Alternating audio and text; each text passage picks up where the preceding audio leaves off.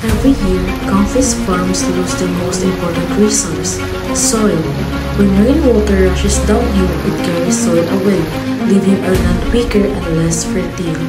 Soil erosion is silent, but its impact is serious. But there is a simple way to protect it, by controlling our water before it controls us.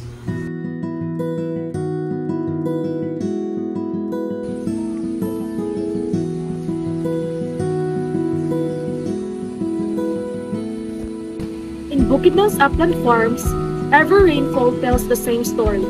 Soil washed away little by little. Here in Barangay Sungko, Lantapan, the vegetable basket of Bukidnon, soil erosion has become a serious problem for many farmers. Today, we introduce one powerful yet low-cost solution, contour canals. Ang pangalan ng taga-asa ka? Orlando Layakon, taga-Sungko, Lantapan, Bukidnon. Kung saan man mo ginatanom karon ya? Cabbage. O, naka-experience na ba mo diri nga kusog kayong ulan or kitbahaan inyong area? Oo.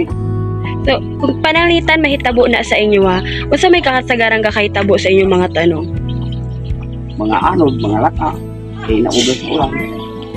So, gawin saan man ninyo para malikay inyong mga tanom ana or unsa inyong mga strategy nga ginabuhat?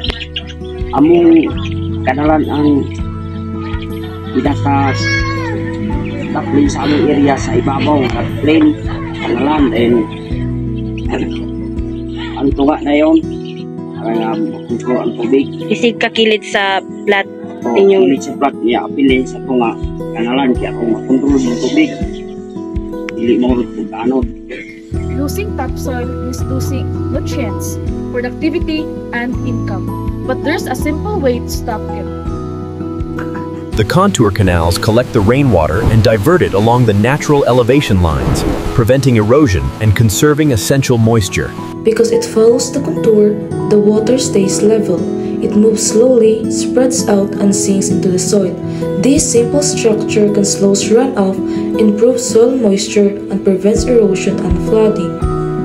We choose contour canals because they are practical, affordable, and can be built using simple tools found in most homes or farms.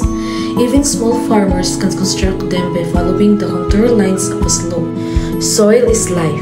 Once it's gone, we cannot bring it back easily. But with contour canals, we can protect our soil, control water, and create stronger farmlands for future generations. Let's take action. Protect the soil, protect the future.